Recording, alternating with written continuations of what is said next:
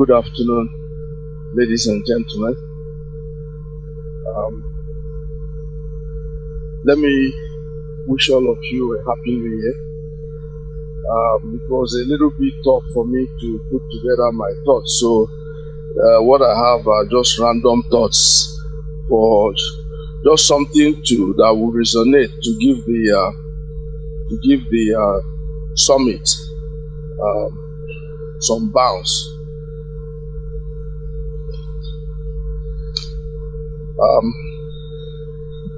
Well, the organizers, the pastor, ably represented by Pastor Trevor here.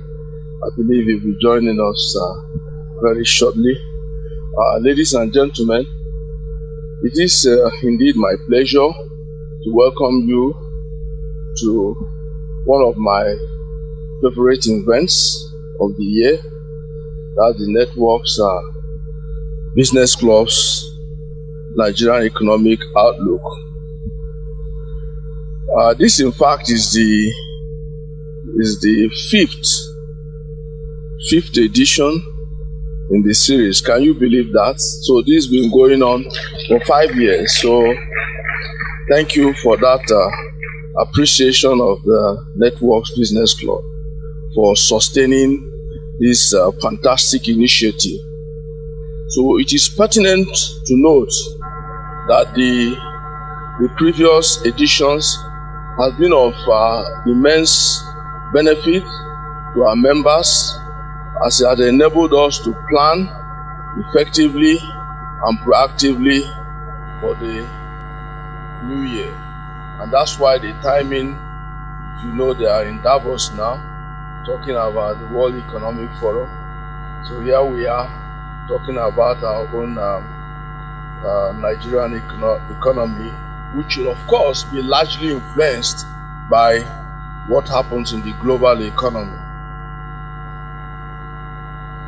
Well, this event, like I said earlier, is being organized by the Networks Business Club. And it's important I say a few words about the network so that we're all on the same page on what this initiative of the Redeemed Christian Church of God, City of David Parish, is all about. It's under the able leadership of our dear pastor, Pastor Idowu Yamade. This was his vision, and I thank God that the objective is being achieved. Of course, since it's a Redeemed initiative, it's a Christian business club established to promote networking, mentoring, and the empowerment opportunities in the marketplace, as mandated in Genesis 1:28. Just to paraphrase, be fruitful and multiply, fill the earth and subdue it, and have dominion over every living thing that moves on the earth. That's the vision of Network Business Club. And I must say, since its inception, some 6 years ago, it has assisted a good number of our members who have keyed into the vision through such events that we organize. We also have what you call the entrepreneurship acquisition program, which we run every year. I think we have a great alumni of that initiative. These are part of what we do in networks, and it's just to expose our members to vital business information and opportunities that abound in the economy. Well, for more information on membership and benefits, please visit our website, www.network.biz. And also, our registration desk is out there so that you can get more information on what you stand to do, the enormous benefit to be a member of this club. So I encourage you to join. And let me also use this opportunity to recognize our sponsors, Access Bank, PLC, expected here pretty soon, and our other partners. Please put your hands together, Access Bank.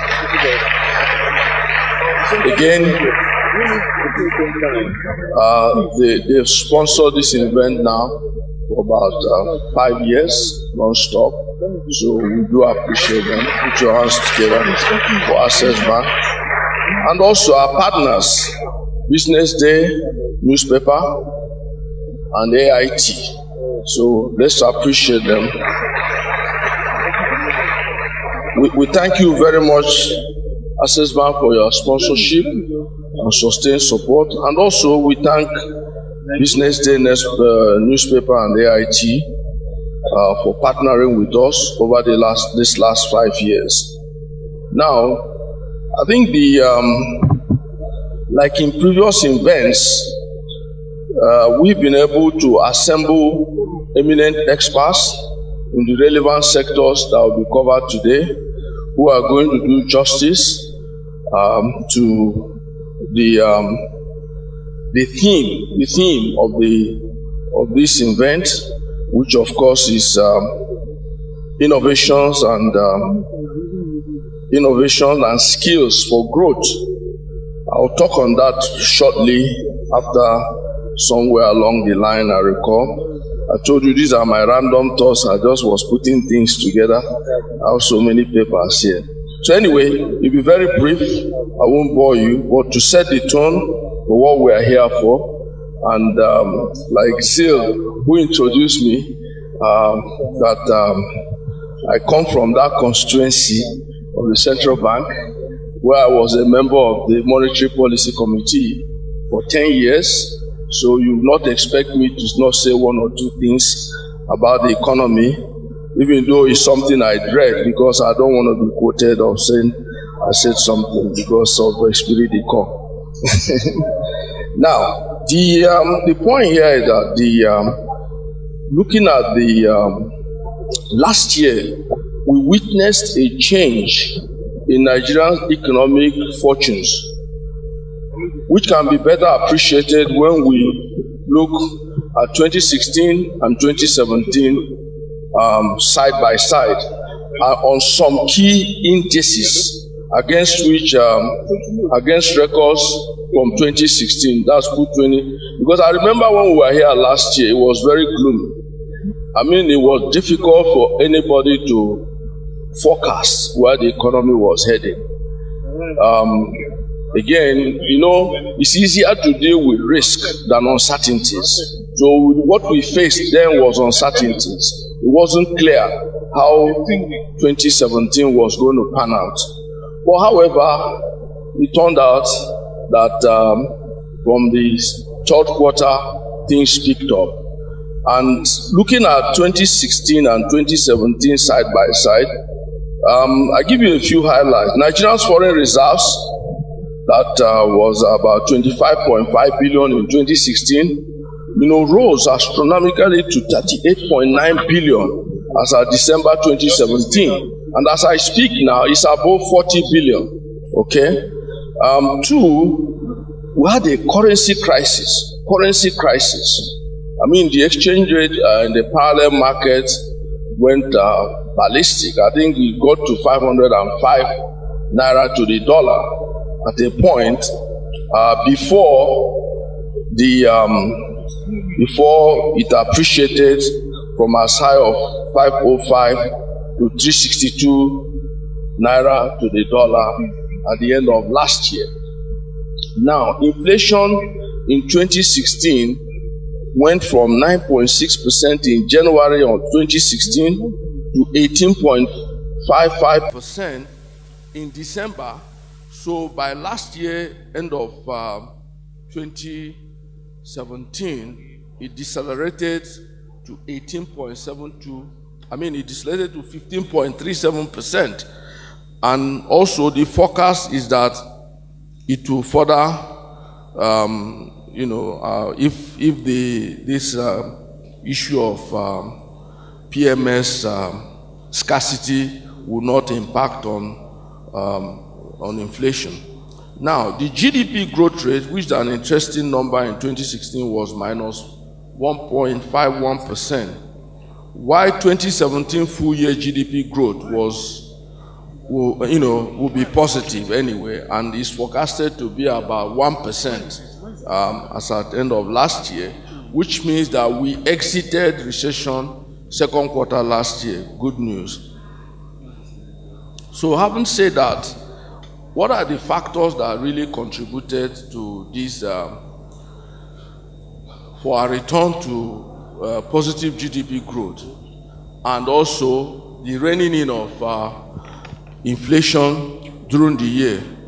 And primarily, what contributed to that is the resurgence of crude oil prices through the year. As you all are aware, the crude oil prices is hovering around $70 per barrel today, which is good news for Nigeria. But I'd just like to put a footnote there. I received it with mixed feelings. You know why? Because, every time we embark on economic restructuring, or you call it reform, and we usually are humbled to do that when oil prices go down. So it's a wake-up call for us to look at our other opportunities in our economic space. And the moment oil prices start going up, we find that we abandon those reforms and go back to oil and depend on oil. So that's why we have this boom-bust cycle. But I pray that this time around, and this is what I also tell the policymakers, that we should really sustain the economic reforms that has helped us thus far, and that is diversification of the economy to deepen it. Then peace in the Niger Delta, of course, which allowed the repairs to the Forcados terminal pipelines and infrastructure, which help to boost production, crude oil production, to about 2.35 million.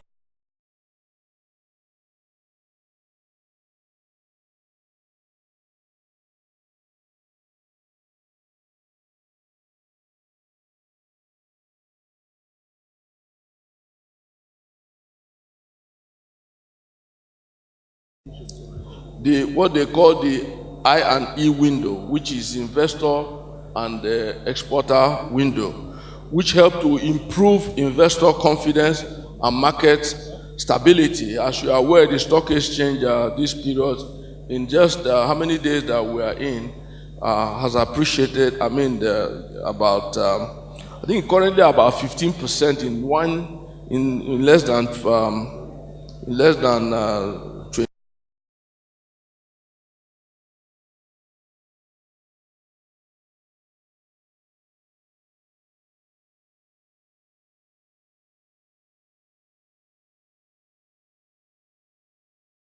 In more detail, but just to shoot the breeze, we expect the economic gains of 2017 to be sustained in 2018. Do you agree with that? Are we on the same page on that? Yeah, so by the grace of God, we expect it to be sustained in 2018, and this will be driven largely by the fiscal and monetary policy environment prepared by the various intervention programs of the federal government, who, by the way, has set a GDP growth target of 3.5% for 2018. So it looks good. I see bright faces, but one major challenge remains, and that is unemployment. That's a ticking time bomb. And I believe strongly that whatever economic reforms, whatever economic restructurings that we are going to do, Mr. Bismarck Rewani will talk more about the misery index, which is, he knows how to. So, whatever it is, the issue of unemployment is of a major concern to this economy. Now, to our theme for this year,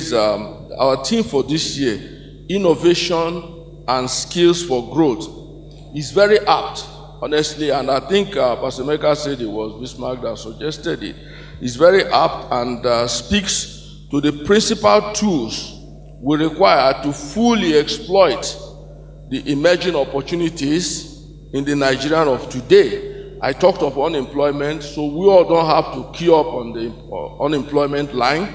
It's time to just pick up our brain and do something. The world is changing, and any business that cannot innovate, and what I mean is find new or better ways of doing things, will die. So, what am I saying? Let us all become value innovators. Value innovators. And in a nutshell, what that says is identify radical ideas that make quantum leaps in the value you provide your customers, your clients. That will make a whole lot of difference. You have an expert here who will talk about that, so let me not belabor that. But more importantly, think out of the box. That's basically what innovation is talking about. Now, on the issue of skill, on skills, the test for knowledge must be continual. The search for value, personal development, and skill enhancement are necessary ingredients for entrepreneurial growth. So you don't stop learning. Once you stop learning, that's it. So we have to work hard to acquire skills that we need to take us to the next level. Last year, at my age and my experience, I attended 2 massive programs, respectively, which has helped me a lot. So I encourage people, any opportunity to learn, grab it. So having said all this, I think I've whet your appetite, what to expect from our eminent and distinguished panelists today, and also to now, it's great, where the expectation is huge, to now say, please relax, sit back and enjoy the presentations. Let me wish you all a very fruitful deliberation. Thank you and God bless you.